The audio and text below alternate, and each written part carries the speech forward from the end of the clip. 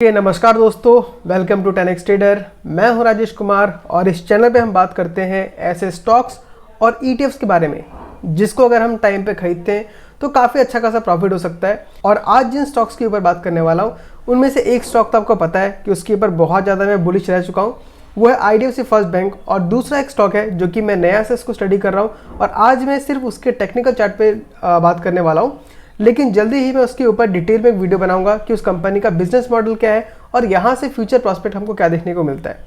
तो चलिए बिना टाइम वेस्ट किए हुए चलते हैं सीधा स्क्रीन के ऊपर और देखते हैं कंपनीज के चार्ट को। लेकिन उससे पहले आपसे एक छोटा सा रिक्वेस्ट है कि इस वीडियो को लाइक कर दीजिए और चैनल को सब्सक्राइब कर दीजिए, क्योंकि ऐसे वीडियोस मैं कंटिन्यूसली बनाते रहता हूँ। और सब्सक्राइब करने से जब भी मैं वीडियो बनाऊंगा आपको अपडेट मिल जाएगा और आपको इन्फॉर्मेशन बहुत जल्दी मिलेगा। तो सबसे पहले हम देख लेते हैं IDFC फर्स्ट बैंक का चार्ट। ये लॉन्ग टर्म चार्ट आप देख सकते हैं यहाँ पे। तो IDFC फर्स्ट बैंक में हमें क्या दिख रहा है कि इस कंपनी ने अपने एक लॉन्ग डाउन ट्रेंड को ब्रेकआउट दिया है और ब्रेकआउट करने के बाद ये ऊपर की तरफ सस्टेन कर रहा है। ये देखिए इस जगह पे हमको ब्रेकआउट मिला है और ब्रेकआउट करने के बाद ये ऊपर की तरफ ही सस्टेन कर रहा है।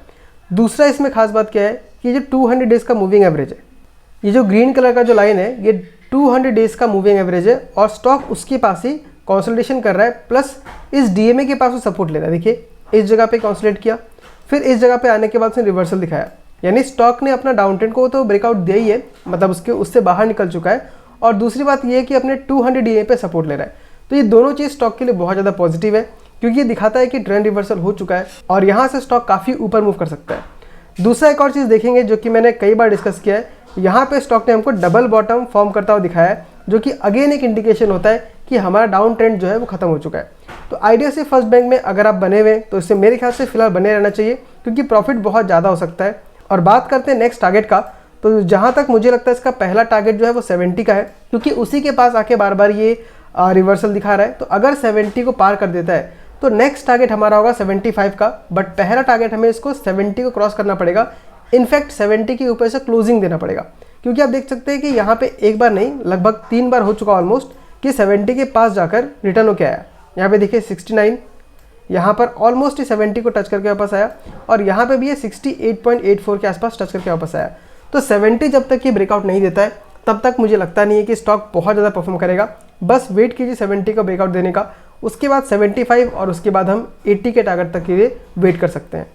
तो ये है IDFC फर्स्ट बैंक का एनालिसिस। अब बढ़ते हैं अपने दूसरे स्टॉक की तरफ, जिसको मैंने अभी नया ट्रैक करना स्टार्ट किया है। और ये कंपनी एक स्मॉल कैप कंपनी है, 5000 से लेकर 7000 करोड़ के आसपास का मार्केट कैप है और इसने ऑलरेडी हमको 3 से 4 गुना तक का रिटर्न दे दिया है, लेकिन उसके बाद ये डाउनफॉल में आया और कंसोलिडेशन कर रहा है। तो चलिए चार्ट में देखते हैं कि कंपनी हमें क्या दिखा रहा है। तो ये उस कंपनी का चार्ट, और इसमें भी देख सकते हैं इसने लगभग जो हाई लगाया था वो आपका लगाया था 491 का, और वहाँ से इसने जो लो लगाया वो लगाया 286 का।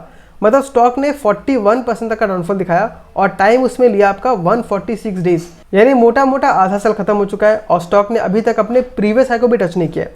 लेकिन यहाँ पे अगर आप देखेंगे तो इसने 200 DMA को एक अच्छा खासा सपोर्ट बना के रखा हुआ है और इसका जो डाउन ट्रेंड है हमको खत्म होते हुए नजर आ रहा है। ये देखिए यहाँ से ऊपर देखेंगे तो ये क्लियर हमको एक डाउन ट्रेंड दिख रहा है, लेकिन इस तरफ में एक सपोर्ट बनाता हुआ नजर आ रहा है। और इस तारीख को लगभग 19 मई को इसने इसको ब्रेकआउट भी दिया है और यहाँ से इसने अगर हम देखें इस लो से, मई 25 के लो से, तो आज हमको यहाँ पे ये 40% तक का रिटर्न देता हुआ नजर आ रहा है। तो यहाँ पे क्या इंडिकेशन मिल रहा है कि ये स्टॉक के अंदर भी जो कंसोलिडेशन था या डाउनफॉल था वो खत्म हो चुका है और अब यहाँ से वापस ही रिकवरी की तरफ मूव कर रहा है।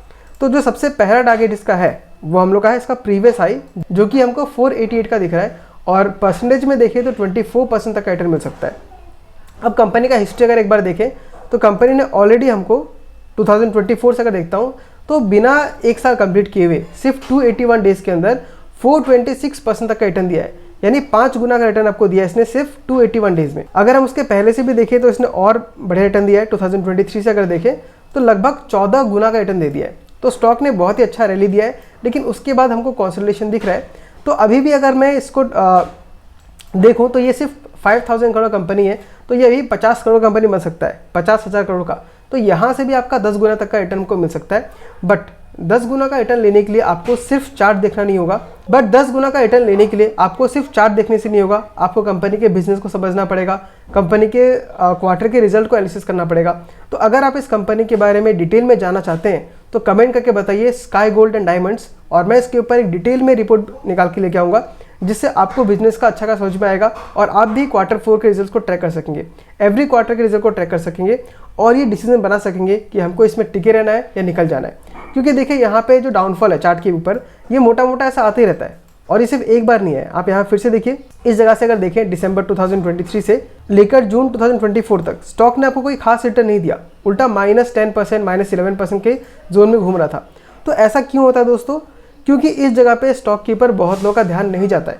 यानी जो काफ़ी इन्वेस्टर्स होंगे जो इसमें पोजीशन बना रहे होंगे, लेकिन जो मेजर इन्वेस्टर्स हैं, बड़े बड़े लोग हैं, उनके ध्यान में ये नहीं है। जब उनके ध्यान में आता है तब स्टॉक बहुत ही अच्छा खासा रैली करता है, ये देखिए यहाँ पे। लेकिन आपको ऐसा रैली के लिए क्या करना पड़ेगा, अच्छे स्टॉक्स को ढूंढना पड़ेगा और ऐसा जगह पे जहाँ पे कंसोलिडेट कर रहा है वहाँ पे धीरे धीरे बाइंग करना पड़ेगा। क्योंकि एक बार में हम 1 लाख 2 लाख तो लगा नहीं सकते, हम लोग थोड़ा सा अमाउंट करके ऐड करते हैं। तो हमारे लिए बेटर यही है कि अच्छे स्टॉक्स जो है वो जल्दी रैली ना करें, जब हमारा बाइंग पूरा हो जाए तब वो रैली कर जाए। बट अगेन स्टॉक हमारे अकॉर्डिंग तो काम करता नहीं है, तो हमें ही स्टॉक के अकॉर्डिंग अपने आप को एडजस्ट करना होगा और जो भी कैपिटल है जितना भी तरीके से उसको अपने अकॉर्डिंग लगाना पड़ेगा। तो ये था स्काई गोल्ड, इसमें मुझे लगता है काफ़ी अच्छा खासा रिटर्न मिल सकता है, लेकिन ये कोई रिकमेंडेशन नहीं है। आपको इन दोनों स्टॉक्स के बारे में अच्छे से रिसर्च करना है और उसके बाद ही डिसाइड करना है कि आपको इसमें स्टेक लेना है कि नहीं लेना है। तो दोस्तों आज के वीडियो में बस इतना ही। मैं मिलता हूँ आपसे अगले वीडियो में किसी अगले स्टॉक के साथ। तब तक के लिए टाटा, बाय बाय, टेक केयर।